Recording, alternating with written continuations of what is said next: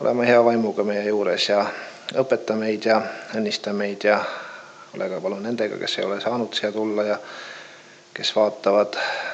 Aitäh sulle kõige eest Jeesuse läbi, aamen.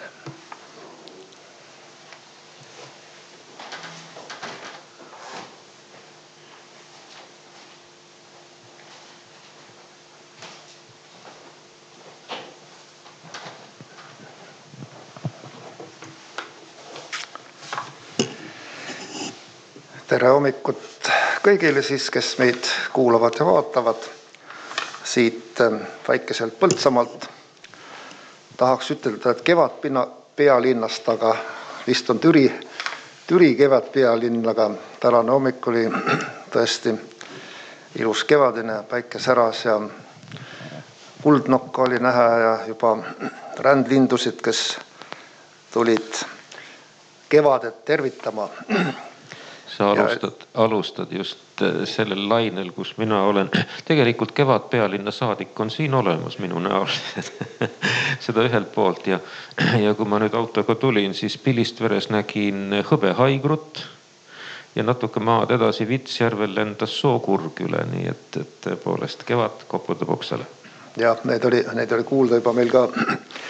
Aga nii nagu Venn Reins ka selle hoogsal laulu valis, mis meie mõtted ja igatsused uuele maale viis. Ja nii nagu see kevadki tegelikult on ju selline, mida ei tahaks, et see lõpeks. Ja ometi nagu siin Eestimaal on, varsti on jaanipäev ja siis hakkab juba kõik jälle nagu juba hääbuma ja vajuma, ehkki ka ilusad sügisajad on ees ja viljadajad on ees, aga varsti on talv ja kõik närtsib ja kustub ja nii läheb. Ja nii siis oleme Jesaja raamatu lõppu jõudnud ja paraku on see samane teema nagu, et võiks olla juba see igavene kevad, aga samas nagu ei ole ka, et veel peab ootama. Aga kui me nüüd üldse nagu sellest Jesaja raamatust räägime, et mis me siit leidnud oleme või mis teemasid me siit järginud oleme, et mis mulje nagu on jäänud sellest raamatust, on see nagu ajalooliselt meile midagi andnud või on see midagi isiklikult nagu usu kinnituseks andnud või mingit lootuse sõnumit või tröösti sõnumit või ilmselt see oleneb isikust ka, et mida momendil kellelgi vaja on.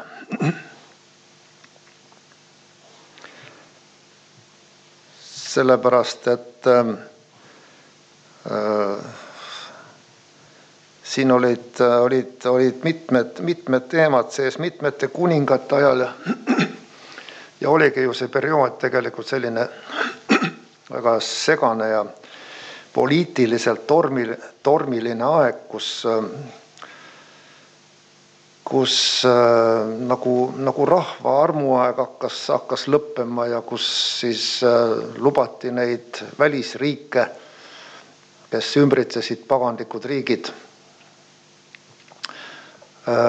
tulla ja vallutada neid ja lõpuks ka ära viia pagendusse. Et mis Jesaja ülesandeks siis oli? Ja kas ta selle ülesande siis lõpuks täitis või läks ikka nii, nagu läks? Ma arvan, et Jesaja tegelikult täitis oma prohveti ülesande ja see sõnum, mida ta edastas, ta oli saanud selle Jumalalt.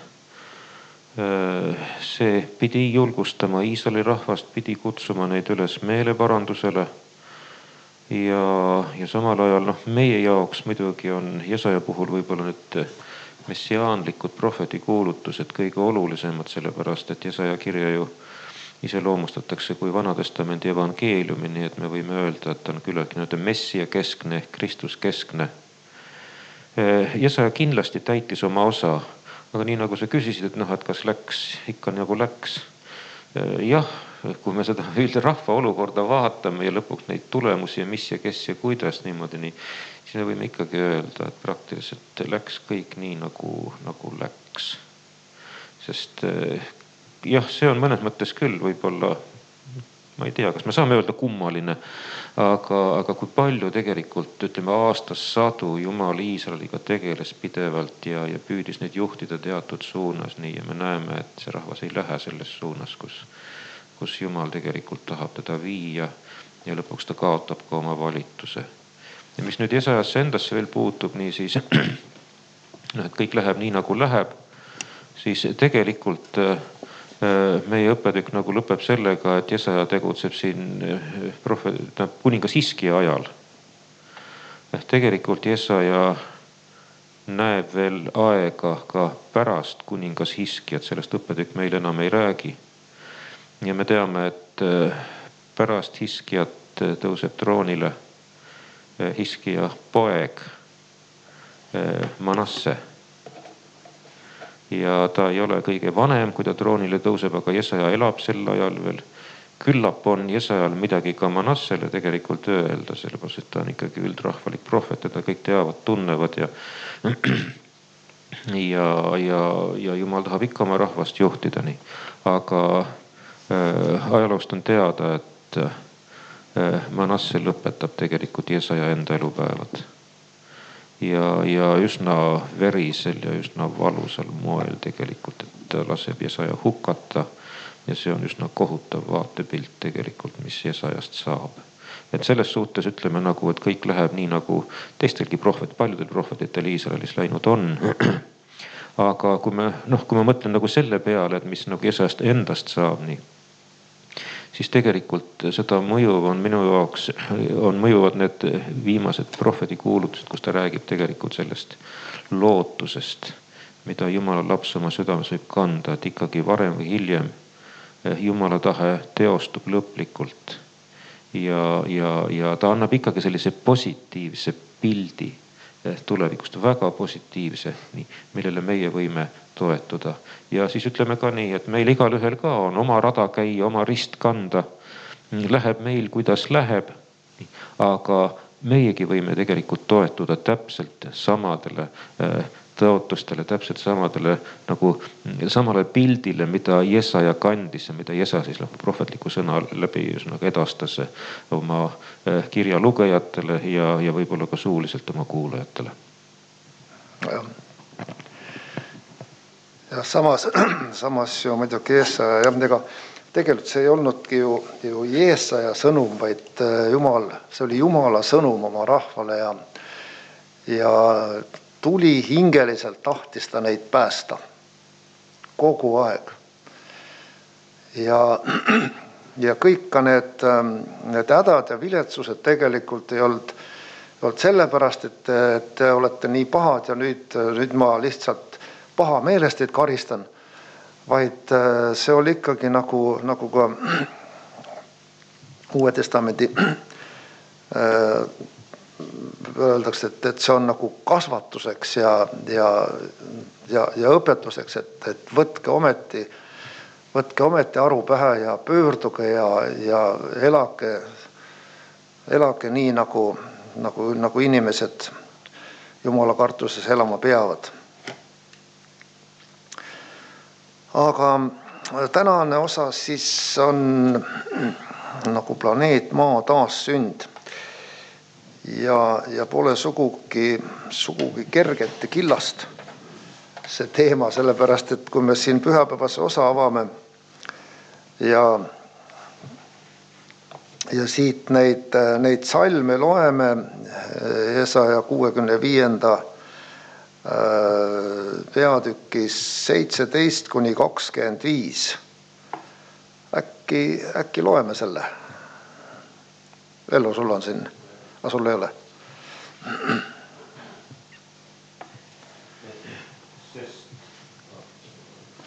Rein, võta äkki mask ära kuidagi, kuidagi nii kaob ära see. Sest vaata, ma loon uue taeva ja uue maa. Enam ei mõelda endiste asjade peale ja need ei tule meeldegi, vaid rõõmutsetakse ja ollakse igavesti rõõmsad mu loodu pärast. Sest vaata, ma loon Jeruusalemma rõõmuks ja ta rahva rõõmustuseks. Mina rõõmutsen Jeruusalemma pärast ja tunnen rõõmu oma rahvast. Ja seal ei ole enam kuulda nuttu ega hädakisa häält. Ja seal ei ole enam imikut, kes elab ainult mõne päeva, ega rauka, kellel ei täituda päevade määr. Nooreks peetakse seda, kes sureb 100-aastaselt ja neetuks seda, kes ei saa 100 aastat täis.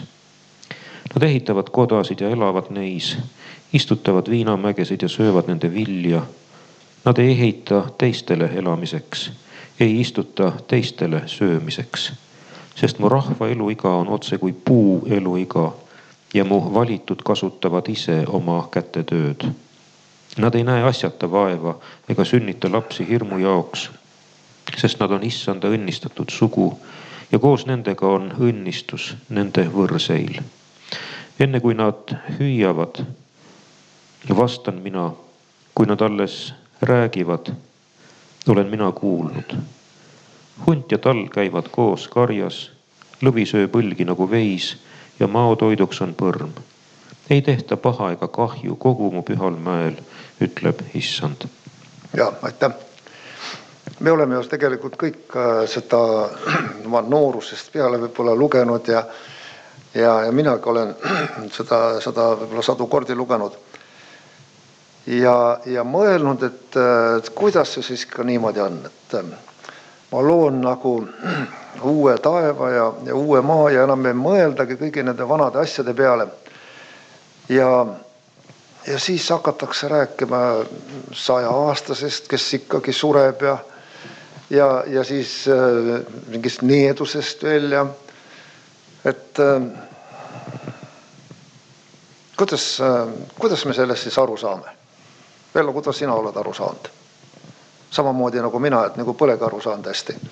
Eks ta ole, et see Jeesuse raamatu salmid ju hüppavad siia ja sinna ja ilmselt seda mõista siis peab nagu keegi seda asja olema uurinud ja siis saab seda asja nagu võtta ühtse sellise teemana. Aga ilmselt siin hüppab ta ka selles teemas natuke siia ja sinna selle aastatega ja nende asjadega. Et mina rohkem selle koha pealt ei oskagi öelda, aga minul tekkis selline küsimus just selle koha pealt, et enam ei mõelda endiste asjade peale. Ja vastukaaluks ma jälle küsiks, et aga kui läbi igaviku räägitakse Jeesuse lunastusest, saatanaga, nagu siin meil oli see Ellen White'i tsitaat lausa, Jeesuse saavutusest suures võitluses saatanaga, et läbi igaviku sellest räägitakse, et mida see siis tähendab. Ja inimesed meenutavad ikkagi oma kogemusi ja isegi üksteist nagu tänavad ja tunnevad, et mida see siis tähendab. Minul tekkis see küsimus, kui ma lugesin just seda salmi, et enam ei meenutata.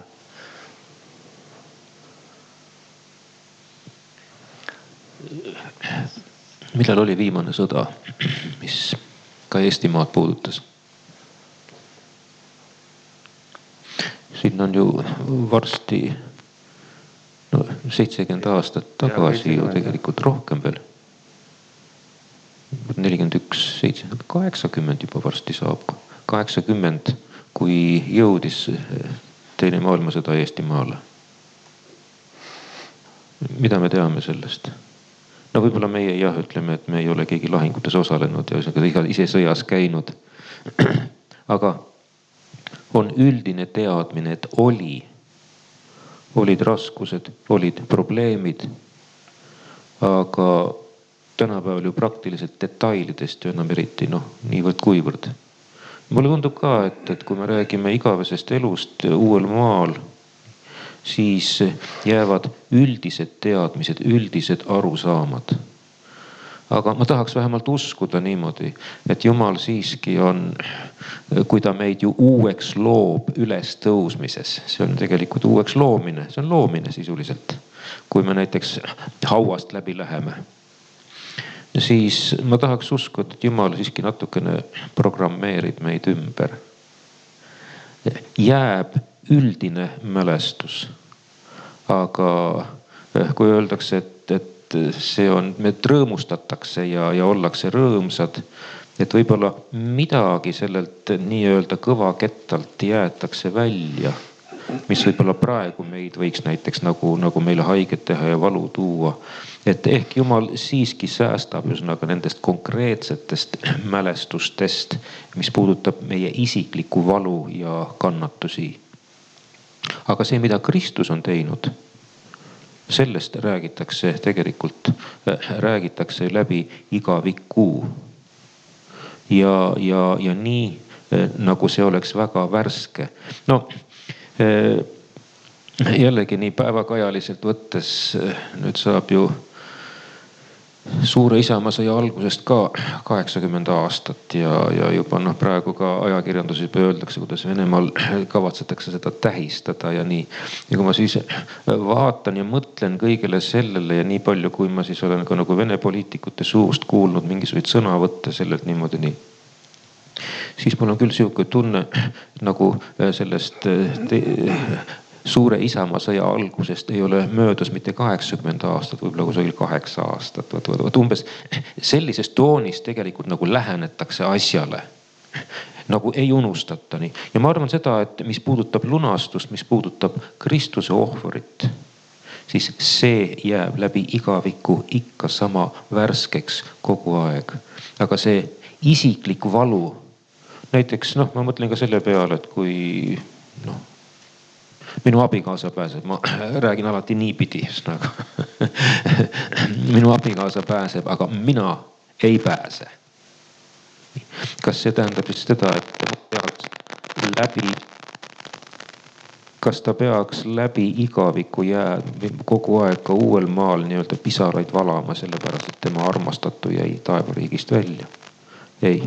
Öeldakse, et Kristus pühib ära pisarad, nii siis ilmselt Kristus natukene ka seda kompuutrit natukene sätib niimoodi, et ei jää need asjad. Ja, aitäh. Ma just mõtlen siin ka seda, et paljud inimesed igatsevad kuskile ära sõita ja kas siis soojale või külmale maale eriti vahet pole. Ja just need, kes on siin sellises pingelises töös või sellises ja kui te olete siit ära läinud ja sellesse teise keskkonda ja näete teisi asju ja teist loodust ja teistmoodi inimesi, siis minul on küll niimoodi, et lööb täiesti nagu unustad ära, mis siin kodus on või ühesõnaga sa ei mõtlegi selle peale, vaid see on kõik uudne ja selline, sellepärast minnaksegi tegelikult ära, et saadakse nagu mingisugune restart tehtud. Ja muidugi pisikese restardi võib ka Peipsi jääaugu juures saada, kui sa sealt seda ahvenat ootad ja püüad ja vahid üksi silmi sinna auku ja käega tunnetad, et millal ta nüüd otsa jääb. Et see on teine keskkond ja see on teine huvi ja sa unustad ära, mis on töö ja mis on kodu ja mis on see ja sa oled seal selles keskkonnas. Ja palju enam on siis ühesõnaga Jumala uus loodu, mis silmi ei ole näinud ega kõrvi ei ole kuulnud. Ja miks peab siis veel meelde tulema mingid siuksed vanad asjad, mis siin vanas maailmas õnnetus ja hädises kohas olid? Ma tahaks veel lisaks öelda, see puudutab nüüd just seda, kui me loeme Jesaja kirja, ütleme ka tänased õppetüki peatükid 65 ja 66, siis tõepoolest siin tuleb välja see, et Jesaja räägib siin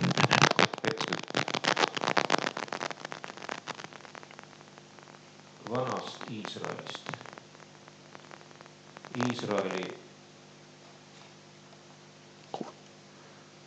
tegelikkusest ja nendest plaanidest, mis Jumalal Iisraeliga olid.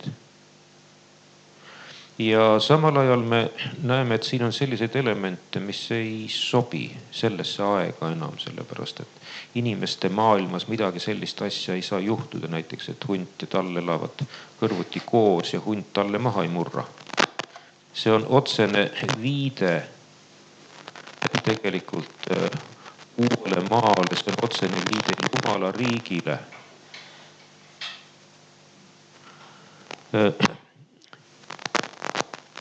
Õpetatis püütakse vahet teha, et kus kohas siis nüüd algab see jutt uuest maast ja kus siis lõpeb sellest Iisraeli ajaloost.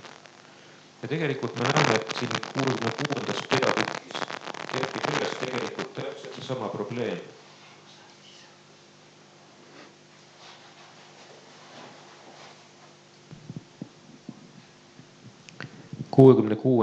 peatüki lõpus on üks tekst, me selle juurde muidugi jõuame, aga seal on jälle vastupidine küsimus.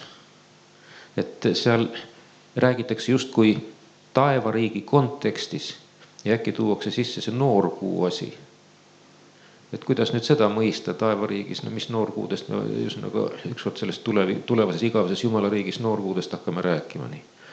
Et tegelikult see kõneleb meile sellest, et kui Jesaja oma prohveti kuulutust nagu esitab nii, siis kaks asja käivad tegelikult nagu paralleelselt. Nii nagu Jeesus Kristus Mattuse evangeeliumi 24. peatükis räägib ka paralleelselt kahest asjast.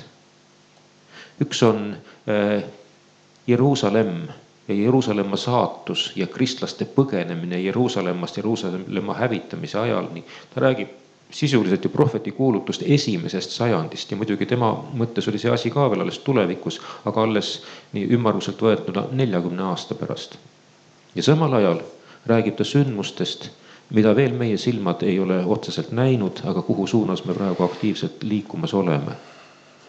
Nii et Jeruusalemma häving ja selle maailma häving nagu paralleelselt. Ja siin Jesaja prohveti kuulutuses praktiliselt on Jumala ilusad, kaunid plaanid Iisraeli tulevikuga seoses.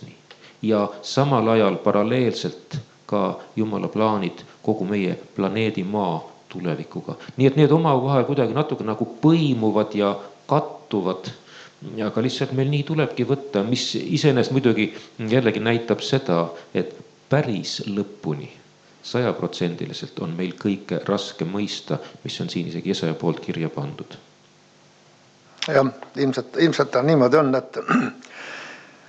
et nii nagu Esekieligi raamatus on ju mingisugune selline visioon või kirjeldus, mida öeldakse vahest, et mis oleks võinud nagu olla.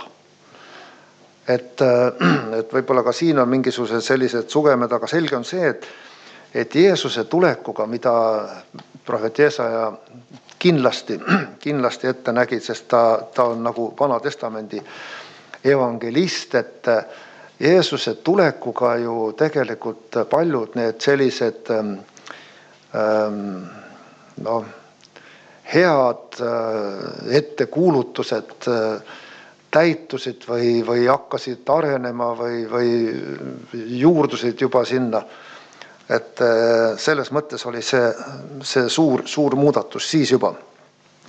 Ja nagu ka siin oli öeldud, et see on nagu protsess, see on nagu areng, nagu meie igaühe endagi juures.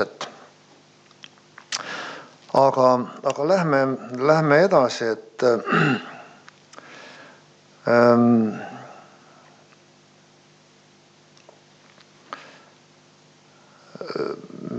siin on räägitud nagu sellisest, kuidas see Iisrael siis, Iisraeli rahvas või saab nagu selliseks magnetiks või kes tõmbab ka teisi rahvaid enda poole ja enda tõe poole ja enda kuulutuse poole, enda Jumala poole.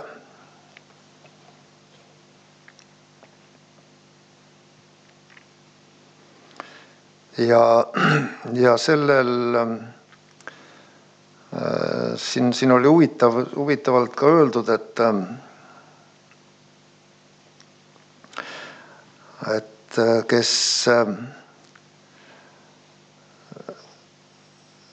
kes väriseb minu, ja selle kohta oli küsimus, et et kuidas siis, miks peab nagu Jumala sõna kuuldes nagu hinges värin olema või selline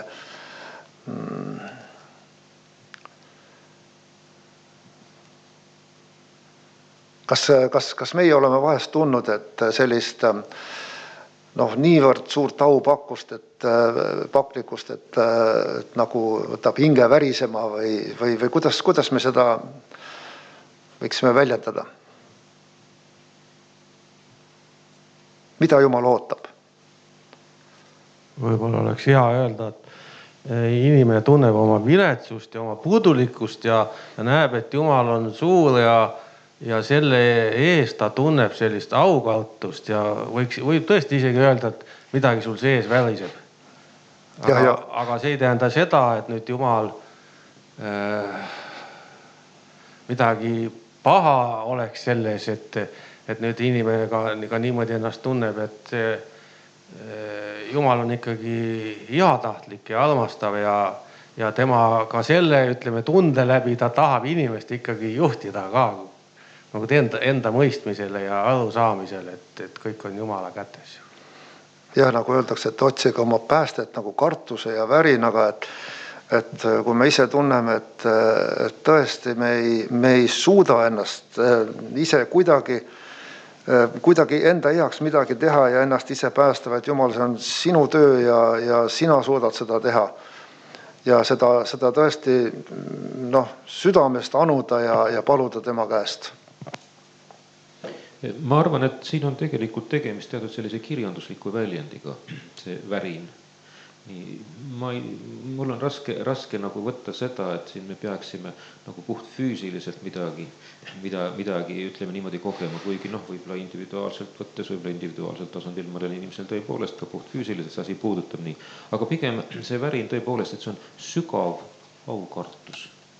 Et see ei ole mitte nii, nagu ma võtan ja loen kusagilt internetist, Postimees online'ist või Rahvusringhäälingu online'ist uudiseid, tähendab, et lasen silm mõnda ei viitsi lugeda, siis lihtsalt viskan pealkirja peale, lasen edasi üsnaga niimoodi nii sellise külma kõhuga. Ja et siin on see vahe just, et lugeda Jumala sõna ja suhtuda vaimulikesse asjadesse sügava aukartuse ja lugupidamisega, nagu tunnetades, tajudes nii, et siin on küll nähtamatuna, aga minu ees on keegi, kes on niivõrd suur, kes on niivõrd tähtis, kes on niivõrd püha.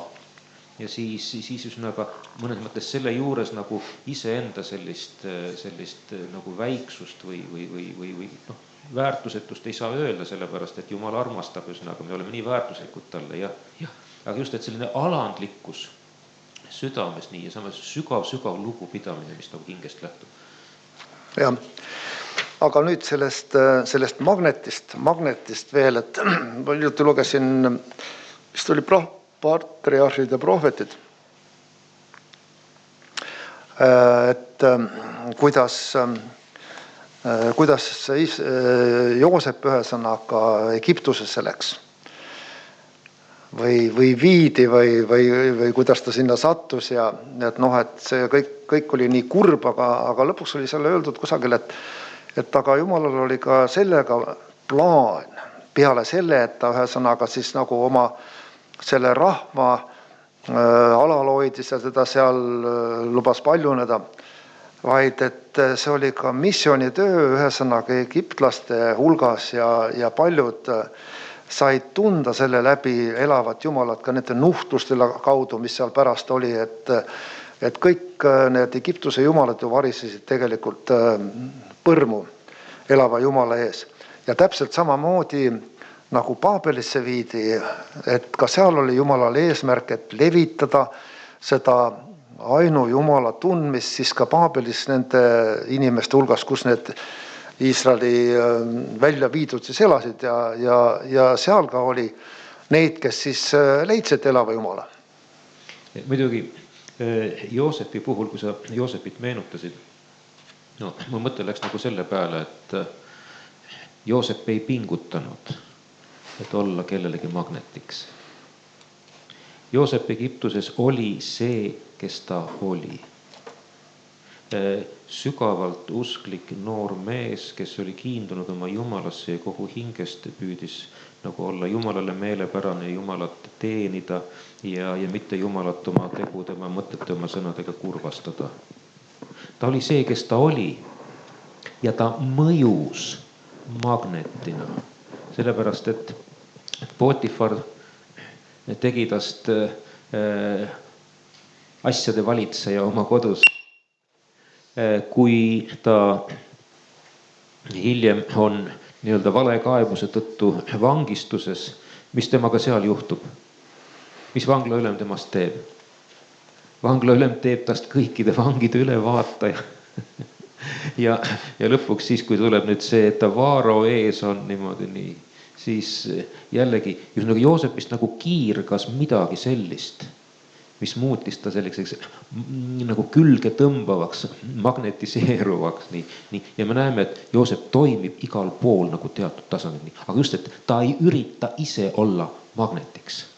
Ja mõnes mõttes, kui me räägime siin ka sellest, et Iisrael pidi olema selleks magnetiks, nii, ja muidugi õppetükk hiljem läheb ka selle juurde, et Jumal ootab, et ka meie oleksime magnetiks. Nii. Siis tegelikult ma ütlengi, et üks asi on püüda midagi teha nii.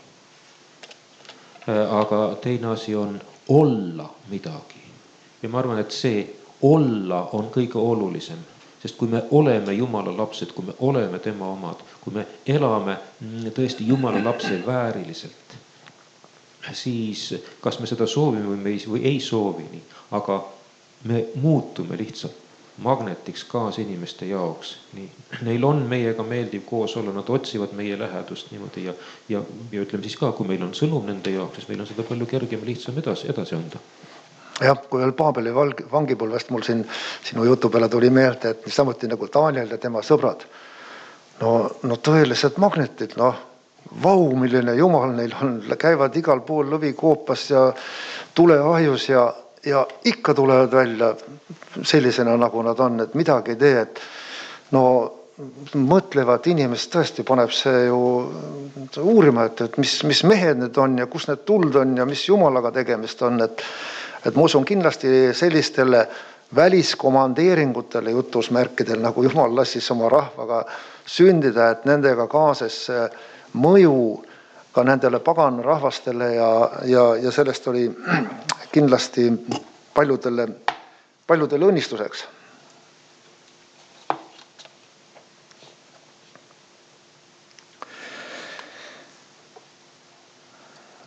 Nii, mis siis edasi siin meile tuleb?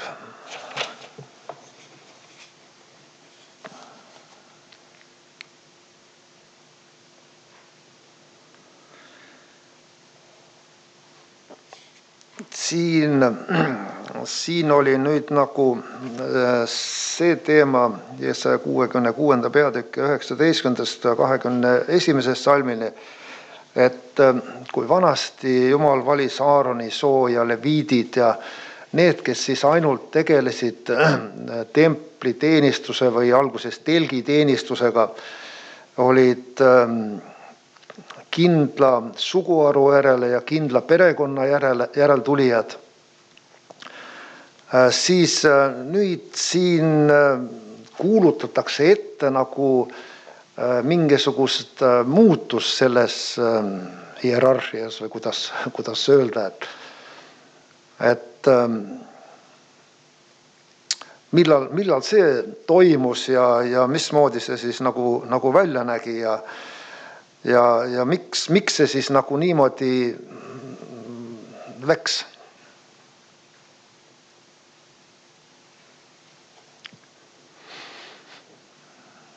Juudid olid oma osa täitnud Jeesuse tulekuga ja see ei olnud enam oluline, et nemad oleks nüüd ainult see, kes nüüd seda Jumala sõna jagab. See jaotati üle maa laiali ja kõikide hulka ja kõikidest inimestest, kes Jumala vastu võtsid, said Jumala sõna edasi kuulutada. Ja ma vaatasin uuest tõlkest, sellest Allis Piiblist, üks salm, mis meil oli see esimest Peetrusest, ja seal öeldi nii, et oli aeg, kui te ei olnud Jumala labas, ütleme pagante kohta. Siis oli nii nagu ta oli, nad olid Jumalast kaugel. Aga nüüd te olete Jumala lahvaks saanud, siis olete teie kuninglikud preestrid ja pühad inimesed, kes nüüd jagate kõik, et sama Jumala sõnum.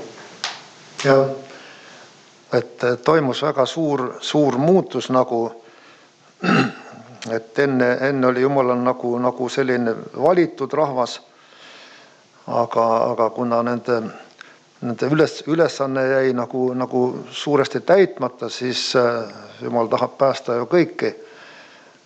Ja siis läks kõigile inimesel, kõik olid nagu võrdsed, nagu Paulus ütleb, et ei ole siin juut ega kreeklast ega orja ega vaba.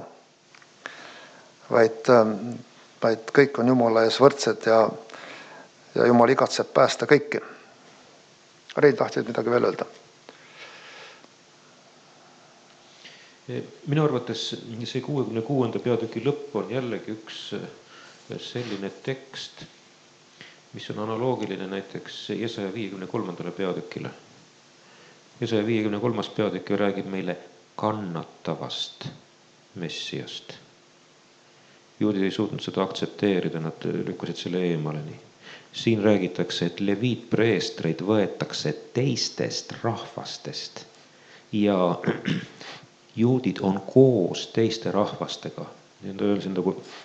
Õppetükk toob välja ka, et siin on nagu Jesaja poolt selline pilt, et teistest rahvastest tuuakse nagu mingisugune roaohvri and Jeruusalemma. Tähendab, et palju paganaid on saanud elava Jumala kummardajaiksi ja nende seast võetakse preestreid. See oli ju täiesti roojastus ja igas tasandil. Ja see oli täiesti midagi sellist revolutsioonilist ja tundub ka, et see võis olla üks asi, mida näiteks juudid ka ei aktsepteerinud nii, nagu ta tegelikult siin Jesaja poolt kirjutatud on.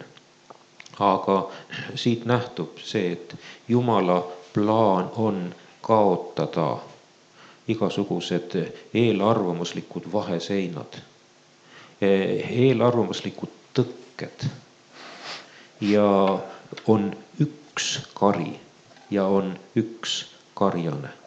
Ei ole rahvuslikke vaheseinu, ei ole seisuslikke vaheseinu, ei ole varanduslikke vaheseisu, ei ole soolisi vaheseinu, nii nagu Paulus sellest kirjutab. Need vaheseinad kaotatakse just silmas pidades seda leviitpreesterlust kui sellist. Ma arvan, et ka kaasajal, ka adventkogudusel on sellest mõttest midagi olulist õppida. Ja.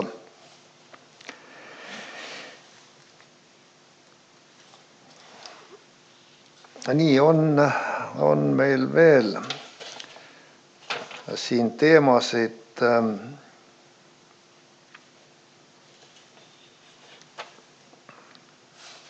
siin lõpusalmeid on 66, 22-24 on iga üks peaaegu eraldi välja toodud ja kommenteeritud siin ka. Loeme see 22, 66, 22.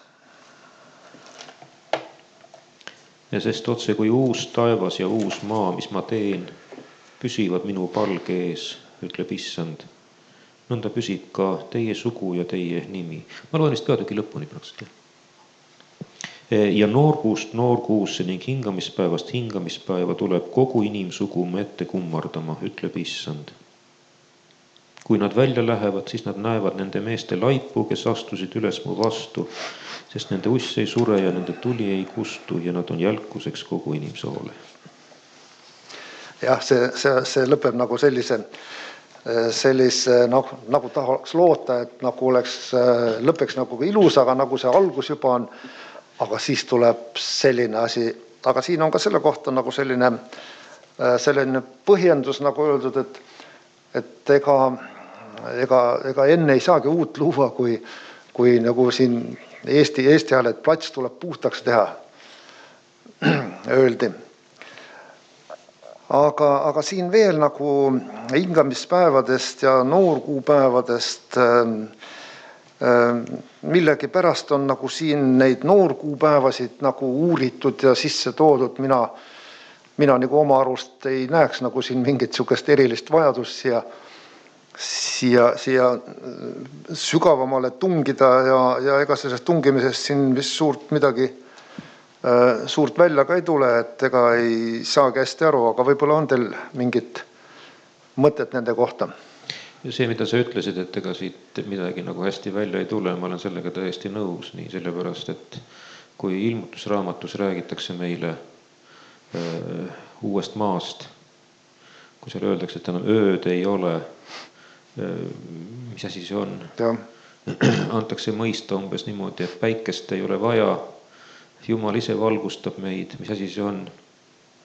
Kui päikest ei ole vaja, mis noorkuust, siis me sealt võiksime nagu rääkida. Nii samal ajal ilmutusraamatus endas öeldakse elupuu kohta, et ta kannab vilja 12. Igas kuus. Ja. Jällegi niimoodi, et tegelikult,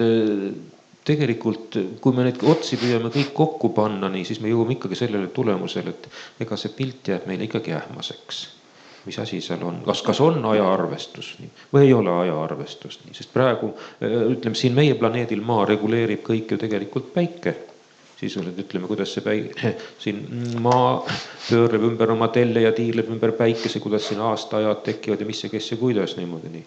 Ja kui seal ööd ei ole, ja kuidas siis seda nädala vahet teha, tähendab hingamispäeval tullakse kokku jälle igast hingamispäevast hingamispäevani. Et tegelikult ongi, et detailidesse minnes me jookseme ummikusse. Ja meil jääb üle ainult võtta siit teatud arusaam, üldpõhimõte. Uus maa on regulaarsed korrad, kus tulevad kokku kõik lunastatud selleks, et kummardada Jumalat. Jumala põhimõtted ei muutu, kui meile räägitakse uue maaga seoses hingamispäevast. Niimoodi hingamispäeva asi on ka 1 10 käsust. Nii. See räägib tegelikult, et Jumala seadused maksavad läbi igaviku. Nad ei ole ilmselt enam siis sellisel patuse inimese jaoks lahti kirjutatud kujul, nagu tänapäeval on meie 10 käsku ära tappa, ära varasta niimoodi nii. Vaid jällegi taastub see algne olukord, kus on see, et armasta Jumalat üle kõige ja ligimest nagu iseennast, nagu armastuse käsk niimoodi, aga see jääb läbi igavikku, siin mitte midagi ei muutu. Tähendab, et teatud põhimõtted, jumalikud põhimõtted kehtestatakse ja need jäävad igavikuks. Ja meie lihtsalt elame õnnelike rõõmsate nende asjade keskel niimoodi. Aga just et veel kord, kui me detailideni püüame siit just kõike seda prohvetlikku sõna lahti mõtestada niimoodi, minu jaoks tuleb sein ette.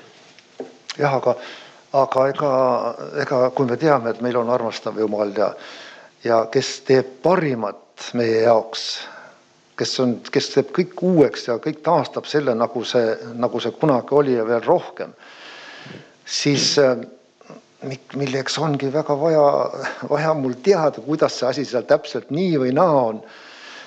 Kui ma sinna saan ja ma tahan sinna saada, siis ma näen seda. Ja. Eks? Ja sellest mulle täitsa piisab. Ma olen õnnelik selles teadmises, et Jumal tahab, et ma kunagi temaga koos oleksin ja kõigi pühadega. Ja sellest on küll. Jah, minu arvates ka, et see on tõepoolest see, et ma keskendun sellele suurele eesmärgile. Ja detailid, need tulevad täpselt nii, nagu nemad tulevad nii. Kui praegu ei tea, sest pühakiri ütleb ka, et praegu me näeme nagu tuhmi pilti tähendab niimoodi nii. Aga siis, kui asi käes on niimoodi nii, siis on selge, kuidas Jumal need asjad on paika pannud nii. Ja muidugi ma teen siin jälle sellise omavalilise laienduse niimoodi, aga ma vihjan ka näiteks pühapäevaseaduse kehtestamisele kui sellisele niimoodi. No kui palju on neid, kes uurivad ja püüavad siin nii detailselt paika panna üks paavsti reis Ameerikasse või mis iganes tähendab, võt siit, nüüd. No jah, ja samal ajal ma ütlen, sellest paavstivisiidist on ka ju praegu 6 aastat möödas, mitte midagi ei ole juhtunud. Ennustati pühapäevaseadust 2019. aasta märtsikuuks. 2 aastat juba möödas, mitte midagi ei ole juhtunud. Milleks neid detaile?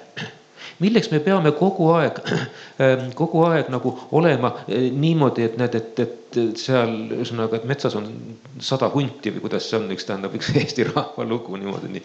Ja kogu aeg nagu kikivarvastel nii. Kas see midagi muudab paremaks, kui me nii-öelda emotsionaalselt ennast piitsutame selliste asjadega nii ja urgitseme nendes detailides? Ma ei näe, et sellel oleks mingisugust sügavamat mõtet. Aga jah. Keskendume sellele olulisele, tuleb, millal tuleb, ei ole oluline, aga keskendume sellele, tuleb ja valmistume kogu südamest selleks. Ja ongi meie osa, kogu asi nii. Ja need detailid, küll need ükskord oma kohale asetuvad siis, kui asi tegelikult kätte tuleb. Ei saa igast muru niiduki keelust pühapäevase päevaga kohe hakata sealt välja lugema mingisugust pühapäevaseadust. Ei ole mõtet niimoodi, aga keskendume sellele, tuleb.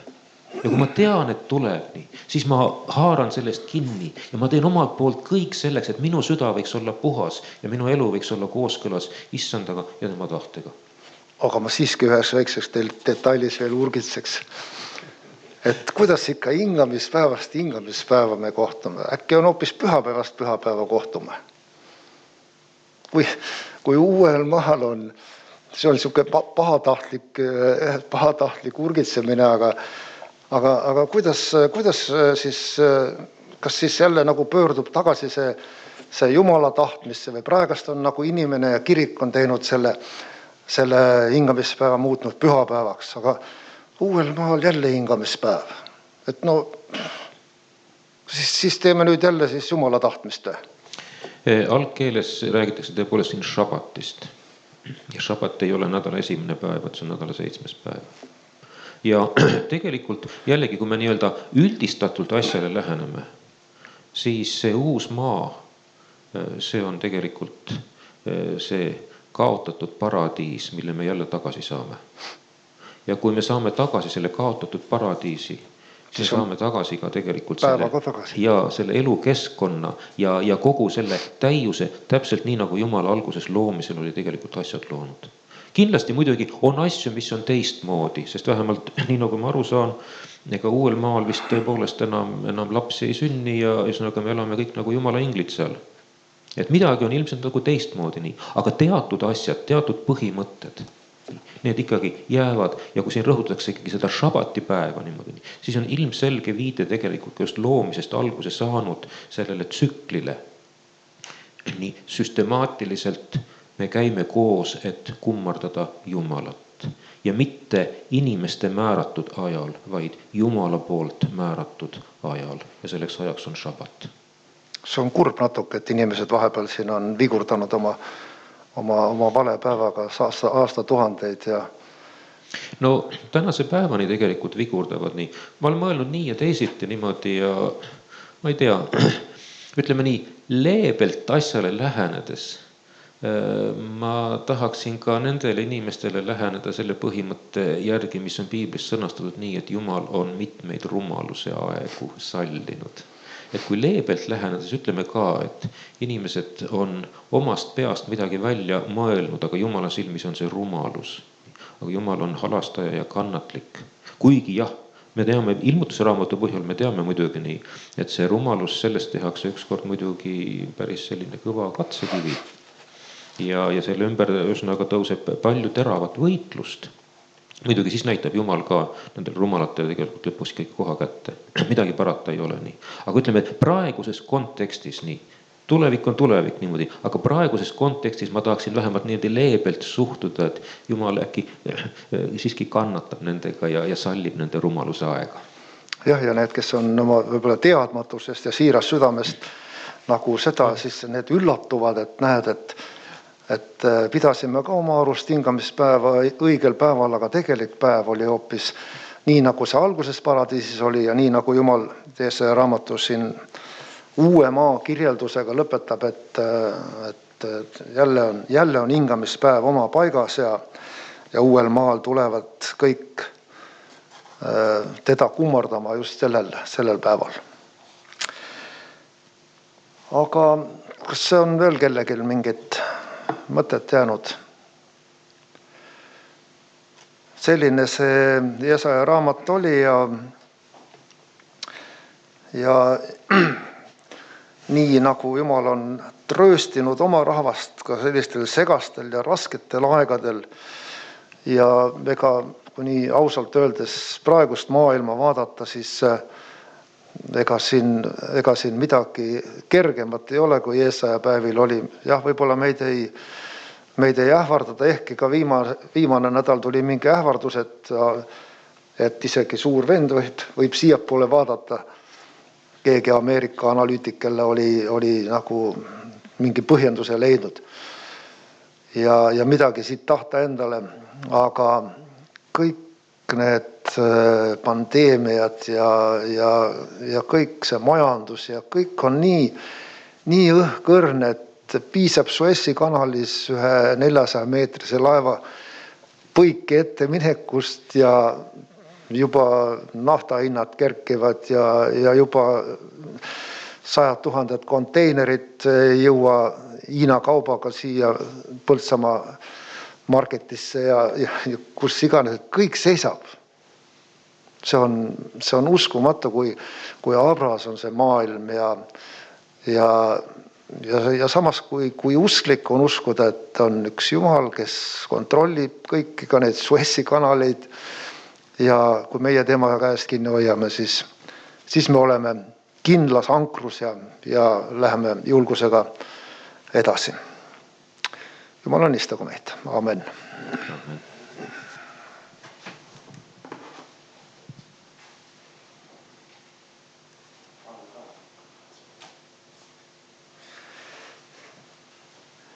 Jah, lõpupalveks selle tunni lõpus veel korraks seisatume. Meie armas taanva Isa, südames tänu sinule, et oled ka meile selle Jesaja kirja andnud ja nendest kaugetest aegadest ja nendest tegelikult koledatest aegadest, kus välisvallutajad tulid ja sõdised ja tapsid. Aga me usume, et kes sinu peale kindlaks jäid ja kes sinu peale lootsid, kui nad ka hukkusid, on neil kord uus maa ja uus elu.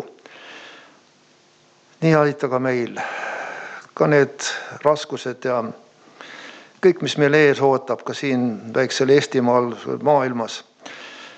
Aita, et me oma lootuse sinu peale panime ja sinust kinni hoiaksime ja värinaga mõtleksime oma pääste peale, nagu sa oma sõnas oled öelnud. Et sina tuleksid ja aitaksid meid, et me võiksime kõigest lahti saada, mis meid sinust lahutab ja olla sinu omad ja sinu lapsed ja pärida kord tõotatud maa. Õnnista meie väikest Põltsamaa kogudust, õnnista kõike oma adventrahvast ja oma rahvast Iisraeli, kus nad maailmas laiali on. Ja ole meile armuline. Jeesuse nimel. Aamen.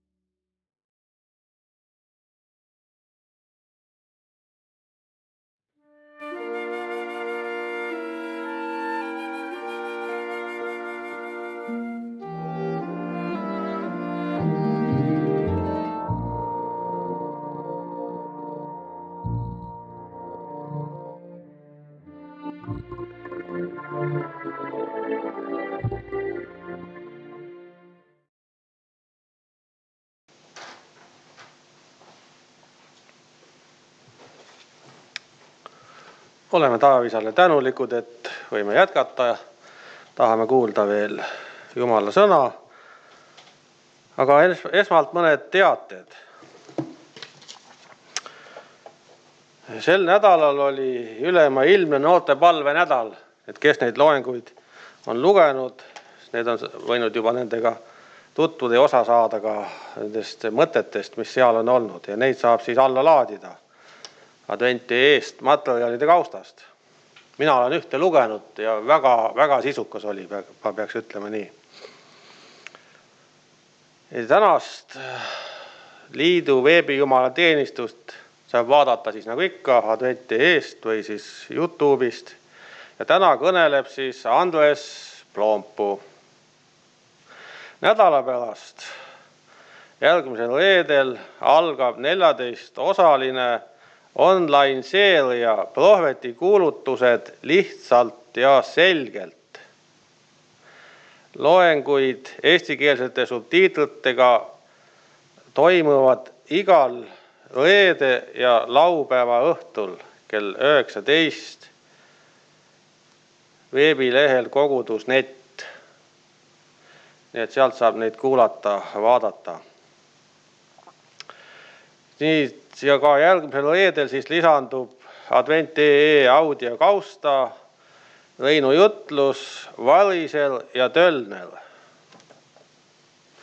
Ja siis nädala pärast ingaspäeva hommikul on jällegi, kui Jumal lubab, siis siin meil õpetükitund ja uutest vihikutest siis tõotus Jumala igavene leping.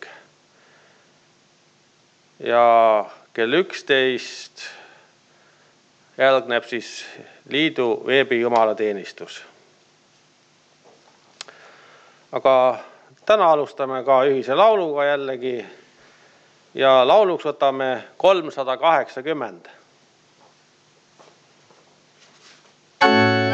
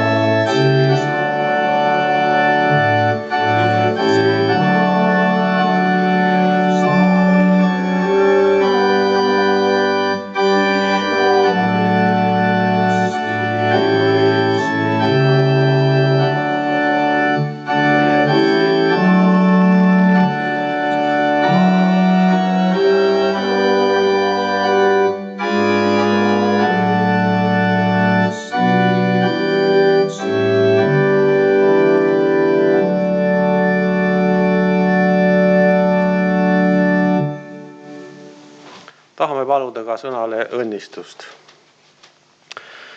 Ja Isa taevas, tuleme jällegi tänumeeles sinu ette, et sinu arm on suur ja sinu sõna on meil vabalt kättesaadav ja tahame seda ka nüüdki avada jälle, et sealt seest jällegi õppida midagi sinust ja ka enesele kasuks ja kasvamiseks ja me soovime, nii nagu me laulsime, ka saada sinu sarnaseks ja siis tule ja ava ka meie südamed ja meeled ja mõtted ja räägi meie vastu ja juhi meie mõtteid, meie kasvamist, meie arusaamist sinu sõnast, et see võiks meile eluks ja kasuks olla. Õnnista meid siin, kes me siin oleme, aga ikka oma lapsi, kus keegi on ja kes meid kuulavad, et sinu sõna võiks ikka nii täna elav olla kui ka igal päeval ja meid juhtida ja meid julgustada. Ja täname kõige eest, mida sa teed meie kellegi heaks. Jeesuse nimel, aamen.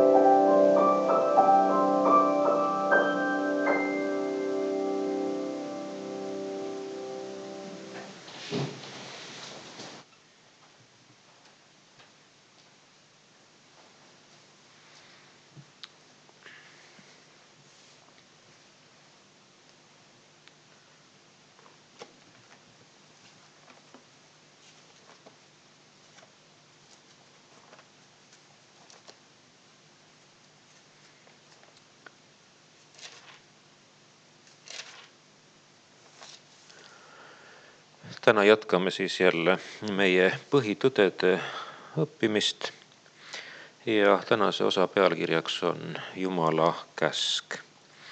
Ja ma loen kõigepealt pühakirjast 2. Moosese raamatu 20. peatükist, alates 1. salmist. Ja Jumal kõneles kõik need sõnad, öeldes: mina olen Issand, sinu Jumal, kes sind tõi välja Egiptuse maalt, orjuse kojast. Sul ei tohi olla muid jumalaid minu palge kõrval.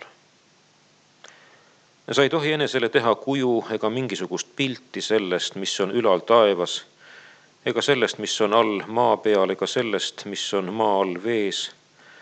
Sa ei tohi neid kummardada ega neid teenida, sest mina, Issand, sinu Jumal, olen püha vihaga Jumal, kes vanemate süü nuhtleb laste kätte 3. ja 4. põlveni neile, kes mind vihkavad, aga kes heldust osutab 1000 neile, kes mind armastavad ja mu käske peavad. Sa ei tohi Issanda oma Jumala nime asjata suhu võtta, sest Issand ei jätta seda nuhtlemata, kes tema nime asjata suhu võtab. Pea meeles, et sa pead hingamispäeva pühitsema. 6 päeva tee tööd ja toimeta kõiki oma talitusi, aga 7. päev on Issanda, sinu Jumala hingamispäev.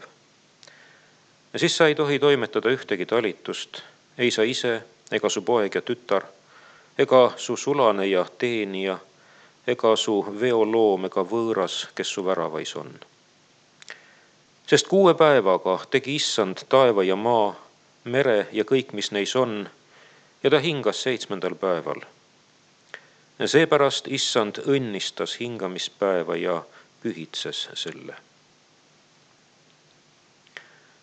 Sa pead oma isa ja ema austama, et su elupäevi pikendataks sellel maal, mille Issand su Jumal sulle annab.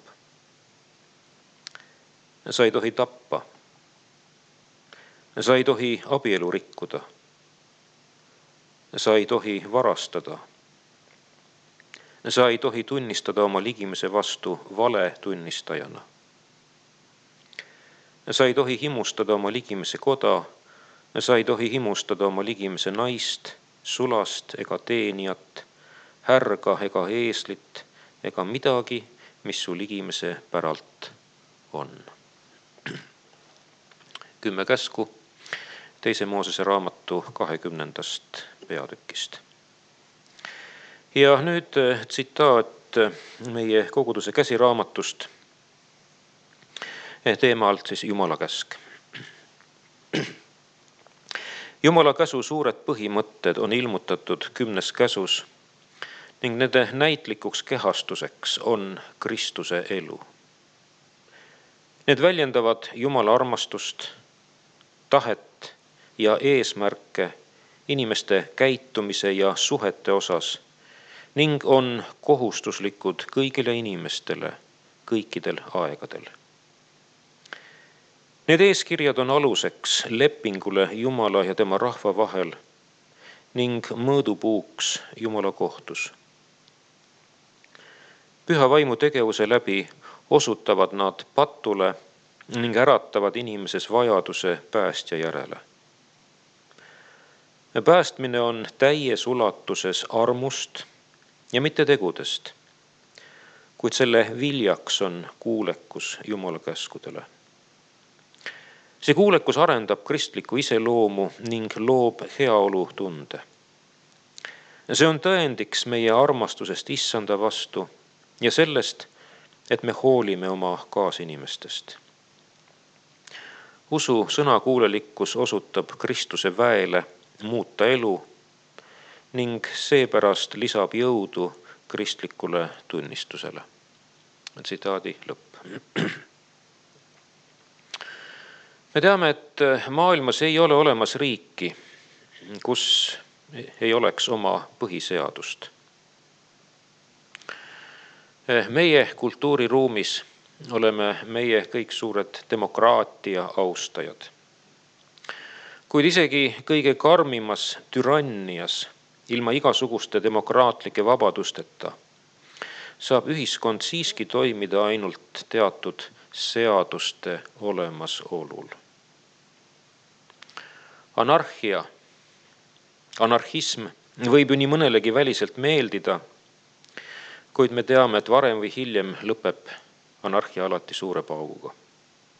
Nii et tahame seda või mitte, ilma seadusteta ei saa inimühiskond tervikuna ega ka iga riik eraldi mitte kuidagi eksisteerida.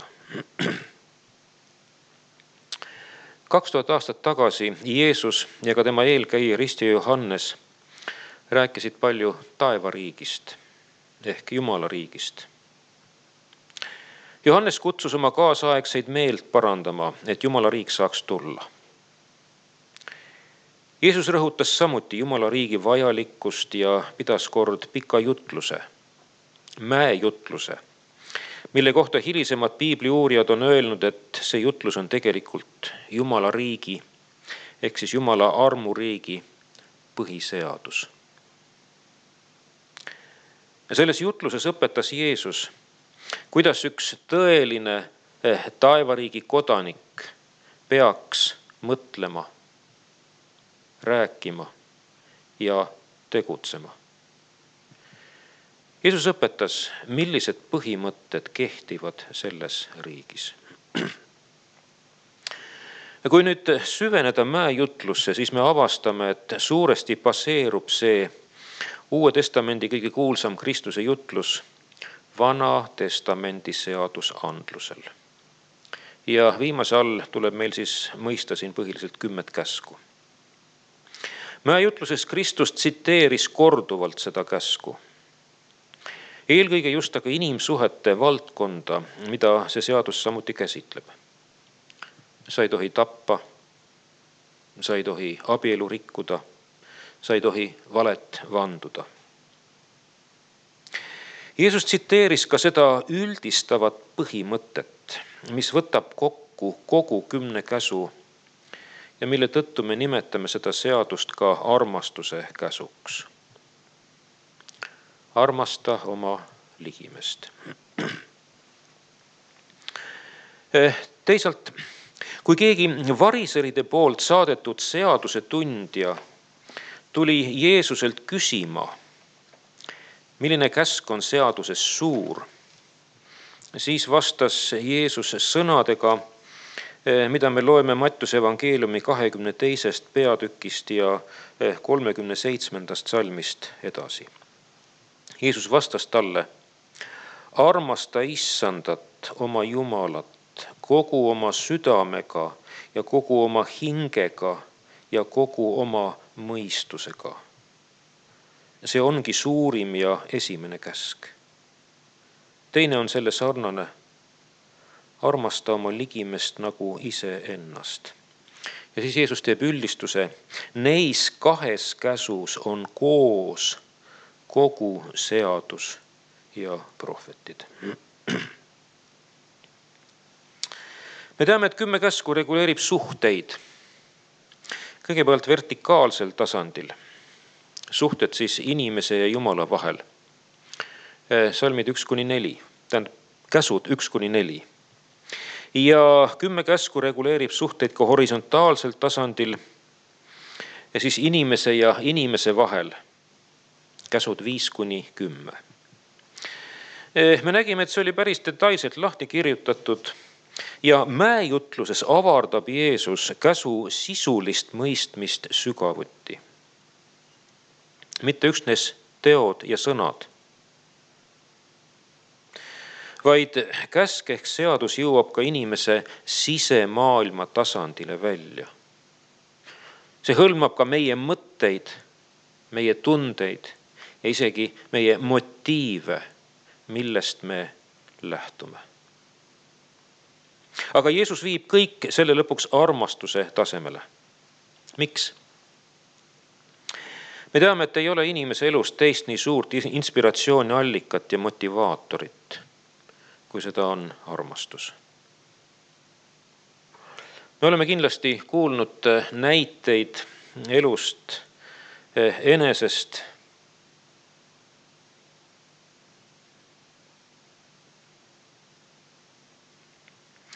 kuidas armastus on pannud inimese piltlikult öeldes mägesid liigutama. Kuningas Saalomon on ülemlaulus 8. peatükis 6. salmis öelnud, et armastus on tugev nagu surm. Miks võrdles Iisraeli kuningas armastust surmaga? Surm on ju piibli sõnul vaenlane, keda me selles elus võita ei suuda. Armastus ei ole kindlasti meie vaenlane, pigem suurim sõber. Kuid siit nüüd seda paralleeli tõmmates, siis kui tõeline armastus täidab südame, siis ei suuda seda armastust mitte miski ega mitte keegi väärata. Seda ei suuda võita mitte miski, nii nagu pole võimalik selles elus väärata surma, sest me kõik oleme surelikud. Armastus on vastupandamatu jõud eluks.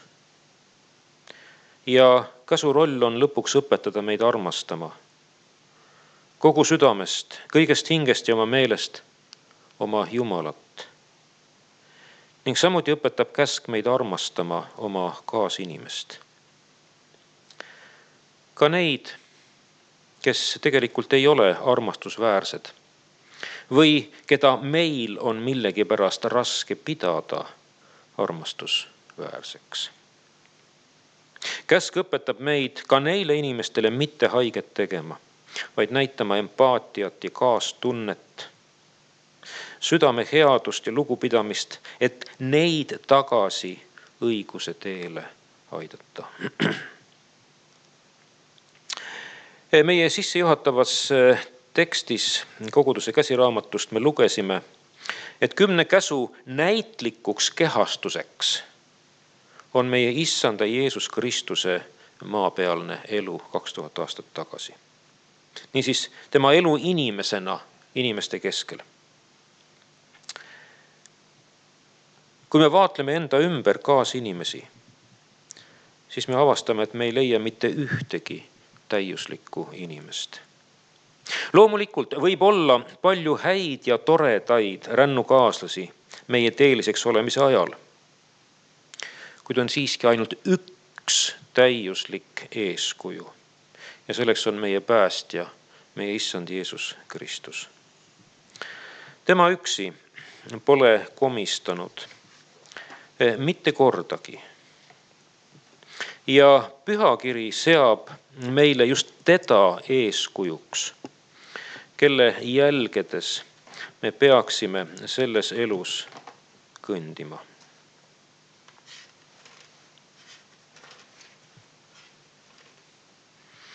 Apostel Peetrus on oma esimeses kirjas ja teises peatükis kirjutanud sõnad, mida me loeme salmidest 21–24.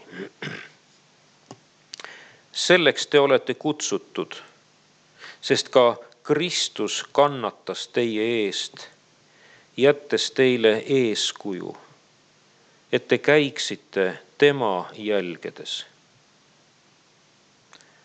Tema ei teinud pattu ega leitud pettust tema suust.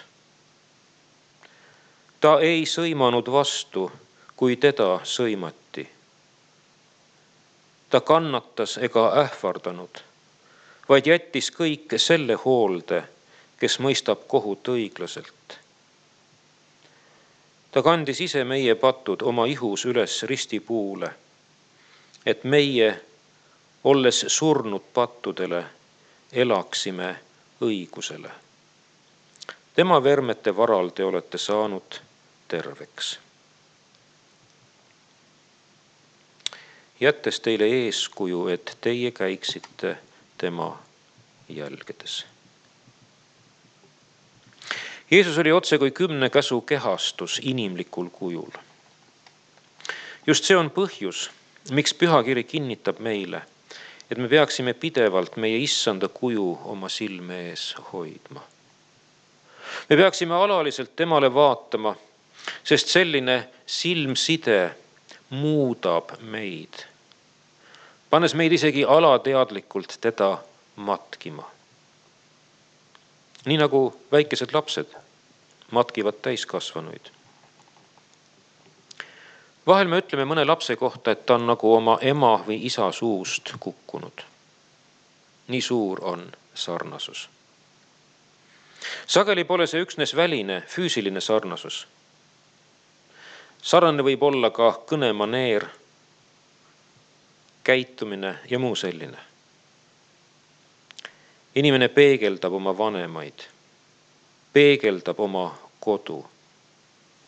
Ja just seda on silmas pidanud ka apostel Paulus, kes on öelnud oma teises kirjas korintlastele 3. peatükis ja 18. salmis. Aga meid kõiki, kes me katmata palgega vaatleme issanda kirkust peegeldumas, muudetakse samasuguseks kujuks kirkusest kirkusesse. Seda teeb issand, kes on vaim. Kes vaatab, see muutub. Kes vaatab oma issandale, see muutub tõotuse kohaselt issanda sarnaseks. Me oleme nüüd pisut rääkinud nagu käsu sisimast olemusest, aga läheme nüüd siis asjale ka pisut teise nurga alt. Esitaksin küsimuse, mis on käsk inimese jaoks? Ja lühike vastus oleks, et tegelikult on käsk vaid teatud tehniline vahend. Ei midagi rohkemat. Apostel Paulus on oma kirjas roomlastele 7. peatükis ja 7. salmis öelnud. Mis me siis ütleme? Kas seadus on patt? Mitte sugugi. Kuid pattu ma poleks ära tundnud muidu kui seaduse läbi. Sest ma ei oleks himustamisest midagi teadnud, kui seadus ei oleks öelnud. Sa ei tohi himustada. Käsk näitab pattu. Käsk osutab patule. Ja ei midagi rohkemat. Piiblis on käsku võrreldud peegliga. Apostel Jaakobus on selle kohta öelnud oma kirja 1. peatükis ja ma loen siit 22. salmist edasi. Aga olge sõna tegijad ja mitte üksnes kuuljad, pettes iseendid. Sest kui keegi sõna kuuleb, aga selle järgi ei tee, siis ta sarnaneb mehega, kes vaatleb oma ihulikku palet peeglist. Ta vaatles ennast, läks minema ja unustas varsti, missugune ta oli. Kes on aga kummargil vaadanud vabaduse täiuslikku seadusse ja sellesse ka jääb, ei ole unustav kuulja, vaid tegude tegija. See on õnnis oma tegemises. Siingi nendes salmides Jaakobus räägib seadusest. Ta räägib seaduse vaatamisest ja ta võrdleb seadust peegliga. Inimene astub peegli ette ja kui ta vaatab sinna, siis näeb ära, kui näiteks tema nägu on määrdunud. Mis edasi saab? Inimene ei võta seinalt peeglit ja ei hakka sellega oma nägu nühkima, et puhtaks saada. Peegel jääb ikka seina peale. Ta lihtsalt näitab, et inimene on määrdunud. Selleks, et puhtaks saada, peab inimene sirutama seebi ja vee järele.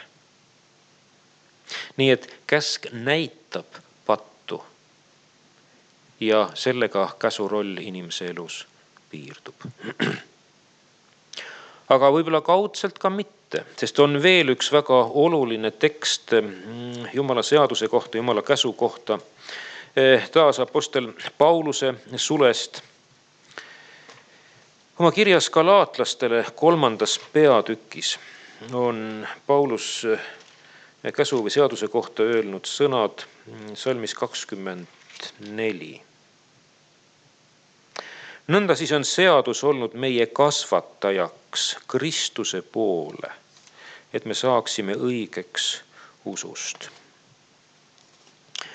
Paulus nimetab siin seadust või käsku kasvatajaks, kuvernandiks.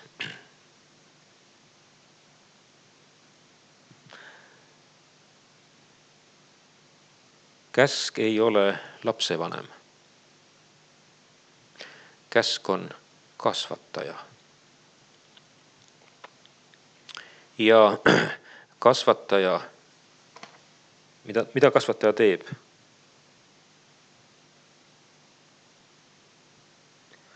Meie kasvatajaks Kristuse poole.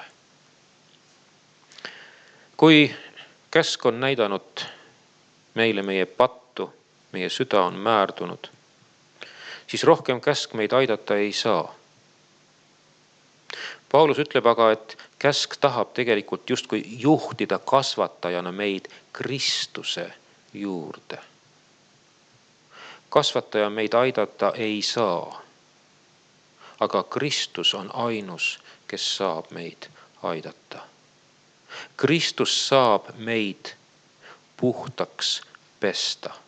Kristus on meie määrdunud näo jaoks otse kui vesi ja seep. Kui on mingisugune tõsisem määrdumus, siis võib Kristus olla selle tõsisema määrdumise jaoks vastav puhastusvahend. Aga ainult Kristus. Mitte keegi teine ei saa aidata. Käsk juhib meid Kristuse kui ainsa abimehe juurde. Ja veel kord rõhutan, ka sellest tekstist nähtub, et käsk on üksnes abivahend, ei rohkemat. Pühakiri rõhutab korduvalt, et meid päästetakse armust, lahus käsutegudest. Veel kord, käsk ei ole päästevahend. Meie sõnakuulelikkus seadusele ei ole midagi, millega me Jumala armu ära teeniksime. Meie sõnakuulelikkust ei arvestata meie teeneteks Jumala ees. Päästevahendiks on üksnes Jeesus Kristus. Tema poolt Golgata ristil valatud veri, mille kohta pühakiri ütleb, et see puhastab meid kõigest patust. Veel kord, käsk oli lihtsalt vahend, millega meile näidati meie pattu. Aga see ütleb meile siiski ka seda, et ka ilma käsuta ei saa. Sest kui käsku ei oleks olnud, siis sel juhul me ei teaks midagi patust. Kui me poleks kokku puutunud käsuga, ei oleks me kokku puutunud ka selgesti ilmutatud Jumala tahtega. Nii et käsk on abivahend, Jumala poolt antud, Jumala poolt määratud, et meid aidata. Aga päästa saab ainult Jumal ise, meie issandas Jeesuses Kristuses. On veel üks asi, mida ma selle teemaga seoses tahaksin teile öelda. Ja nüüd ma loen teile paar teksti Vanast Testamendist. Üks on meie möödunud kvartali õppetüki raamatust, prohvet Jesaja raamatust, 42. peatükk ja salm 21.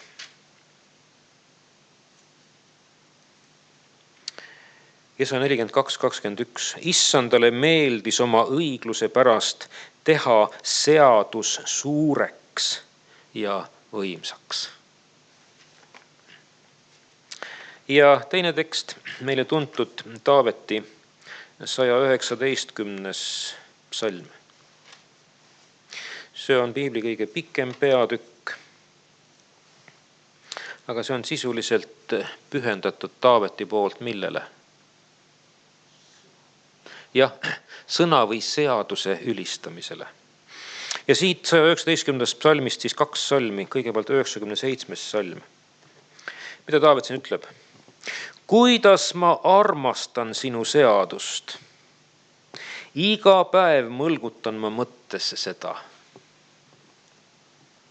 Ja ka salm 143. Kitsikus ja ahastus on mind tabanud, aga su käsud on mu rõõm. See on nüüd siis sellest Toomas Pauli tõlkes. Vanemas piibli tõlkes öeldakse käskude kohta kuidas? Käsud on mu lõbu. Minu arvates see on veel mahlasemalt ja veel värvikamalt tegelikult tõlgitud.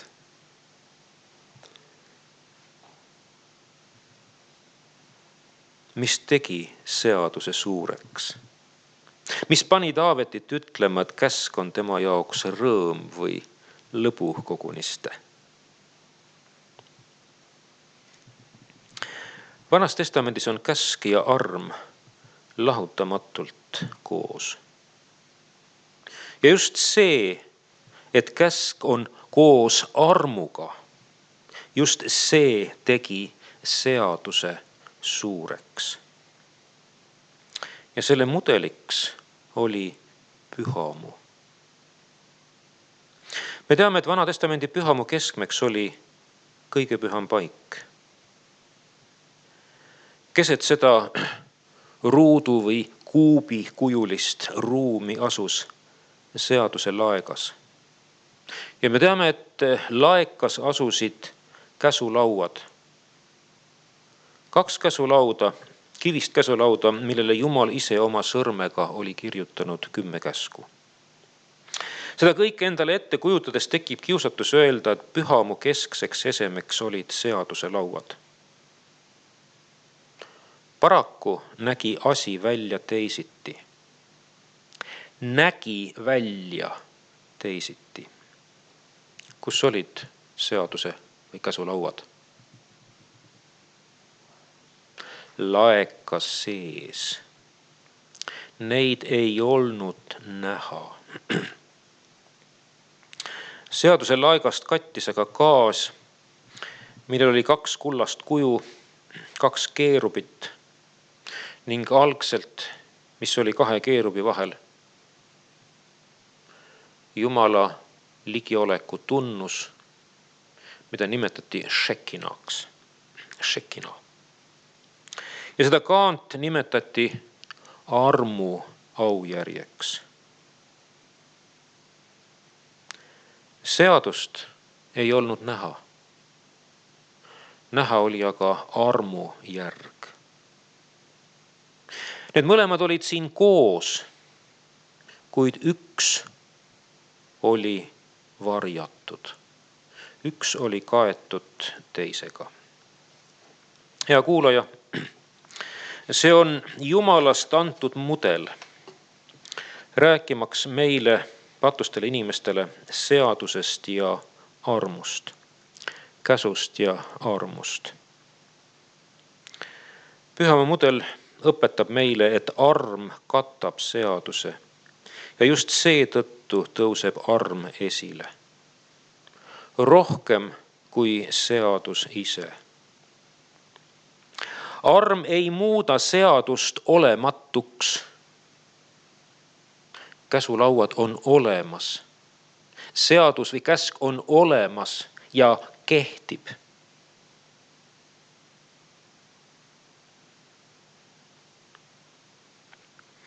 Kuid alles arm teeb seaduse suureks. Tänu armule, mida Taavet oma elus koges, võis ta seadust nimetada oma rõõmuks või lõbuks ja sellest mõelda nii igal päeval. Ma arvan, et pühamu on mudel, millest meiegi peaksime lähtuma. Arm katab seaduse, muutes selle küll mitte olematuks, vaid meie jaoks justkui nähtamatuks. Seadus küll kehtib, kuid me ei keskendu oma usuelus mitte seadusele, vaid me keskendume oma usuelus armule, mis lähtub armu aujärjelt. Ja see seab meie usuelus kesksesse kohta meie issanda Jeesus Kristuse, sest tema on armu allikas. Ja nii ei ole me seetõttu mitte seaduse ülistajad, vaid me oleme seetõttu Kristuse ülistajad. Ma usun, et te mõistate, mida ma tahan öelda. Ma räägin praegu rõhuasetustest. Meie usuelu keskmes on Jeesus Kristus. Meie usuelu keskmes on armastus tema vastu. Ja see suurim motiveeriv jõud toob meis esile ka armastuse oma ligimese vastu ja paneb meid elama sõnakuulelikku elu Jumala tahtele alistudes. Jah, see armastus Kristuse vastu, see tänutunne tema armu eest, mida ta meile on kinkinud, see paneb meid alluma Jumala seadusele. Ja me allume sellele rõõmuga, nii nagu Taavet seda oma psalmis väljendas. Veel kord, me ei saa Jumala armu osaliseks mitte sellepärast, et me oleme seaduskuulekad.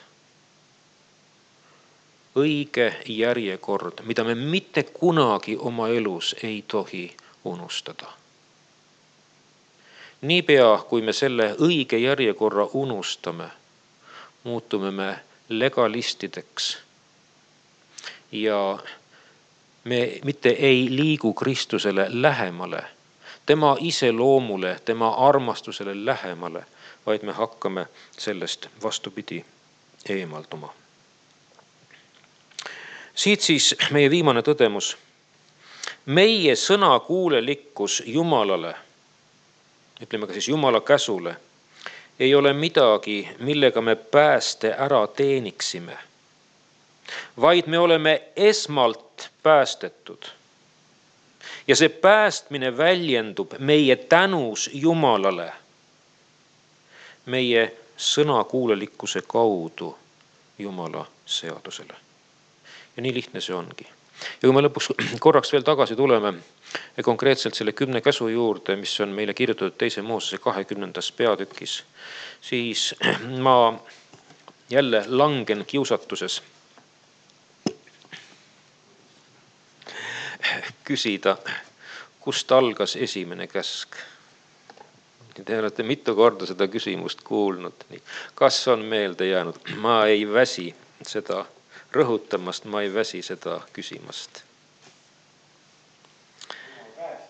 Jah. Esimene käsk algab 3. salmiga. Sul ei tohi olla muid jumalaid minu palge kõrval. Aga nii-öelda seaduse tekst algab juba 2. salmist. Ja mis on 2. salmis kirjutatud? Mina olen Issand, sinu Jumal, kes sind tõi välja Egiptuse maalt orjuse kojast või teisiti öelduna, kes sind päästis Egiptuse maalt orjuse kojast. Ja juba 10 käsu enda tekst paneb paika õige järjekorra. Kõigepealt päästmine. Me oleme saanud Jumalalt armu. Loomulikult on käsk juba toiminud meie juures, sest käsk on näidanud meie pattu, meie süüd.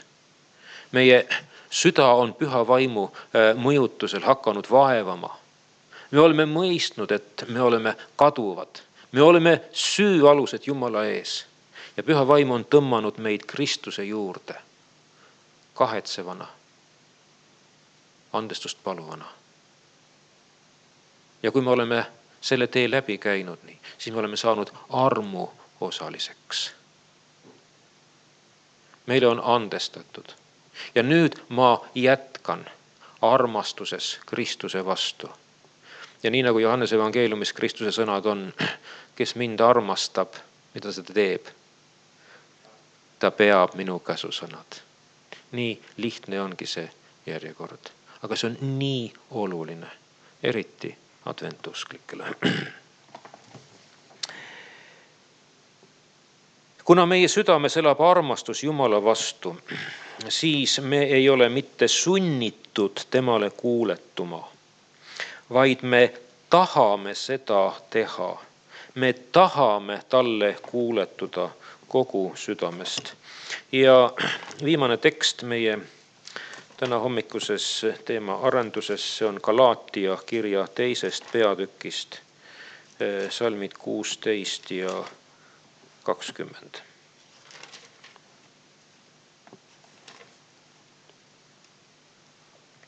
Aga teades, et inimene ei saa õigeks seaduse tegude kaudu, vaid ainult usu läbi Kristusesse Jeesusesse, siis oleme ka meie uskunud Kristusesse Jeesusesse, et saada õigeks usust Kristusesse ja mitte seaduse tegude kaudu, sest seaduse tegude kaudu ei mõisteta õigeks ühtegi inimest. Seda me oleme siis juba täna puudutanud, nii armust. Aga salm 20 ütleb edasi, nüüd ei ela enam mina, vaid Kristus elab minus. Ja mida ma nüüd elan ihus, seda ma elan usus Jumala pojasse, kes mind on armastanud ja on iseenese loovutanud minu eest. Kui ma olen päästetud, siis on Kristus usu läbi asunud minu südamesse. Ja ma igatsen elada elu, nagu tema elas. Ja tema väes ma elan oma elu, nii nagu tema elas. Kokkuvõte, Jumal ootab meilt seaduskuulekust, kuid ta ei sunni meid, vaid ta soovib meid esmalt kokku juhtida meie päästja Jeesus Kristusega, et armastusest tema vastu kerkiks sinu ja minu südames esile soov Jumalale kõiges kuuletuda. Nii palju siis täna hommikul Jumala käsust, 10 käsust. Issand, õnnistagu meid mõistmast, järgimast ja lõbu tundmast või rõõmu tundmast Jumala seadusest, nii nagu Taavet seda tegi. Aamen.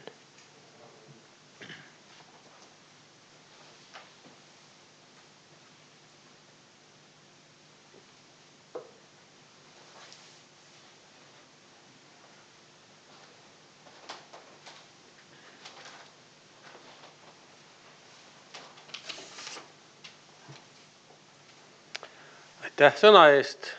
Igaühel oli meil võimalus siis tähele panna ennast selle kuuldud sõna valgel. Ja tahame laulda ühise laulu ja selleks lauluks on 274.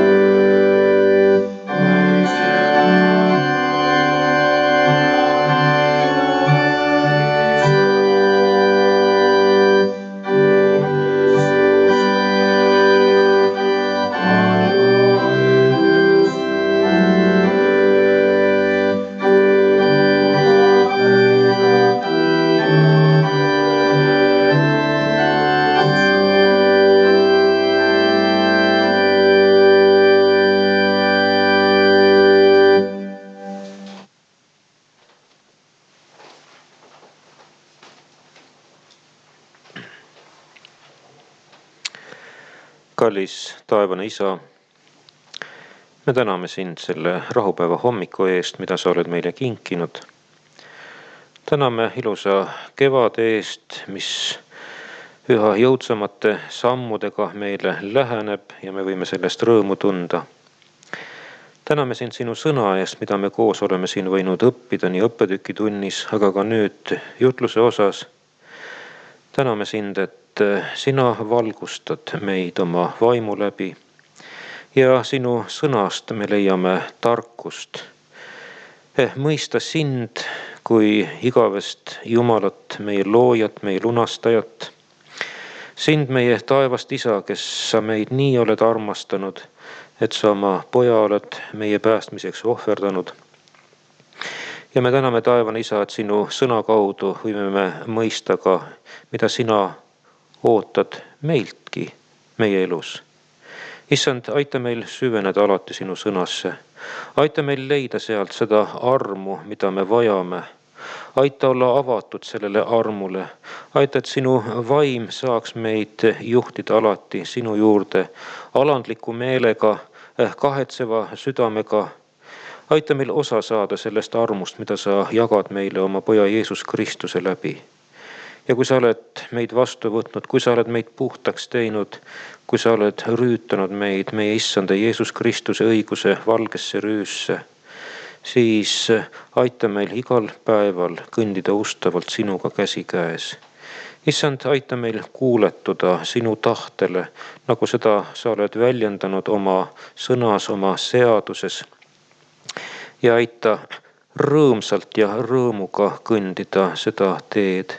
Et me ei oleks oma usuelus kui orjad, kes veavad rasket koormat, vaid me oleksime nagu sinu vabad lapsed, kes rõõmuga kõnnivad sinuga käsikäes, jagades nii selle maiselu rõõme ja muresid sinuga, aga teades, et paremad päevad on veel ees. Sina oled meid lunastanud ja sina tahad meid Kristuse tagasitulekul ka lõplikult vabastada sellest vaevast ja mureorust, kus me praegu oleme. Issand, me täname sind selle lootuse eest ja tänagi päeval me usaldame endid sinu kätesse. Hoia ja kaitse meid, juhi ja õnnista meid meie argielus ja meie tegemistes ning aita, et oma vaimulikus elus me võiksime pidevalt kasvada meie Issanda Jeesuse Kristuse sarnasuse suunas. Nii me usaldame endid sinu kätesse ja täname sind kuuldud palve eest meie kalli päästja Jeesus Kristuse läbi. Aamen.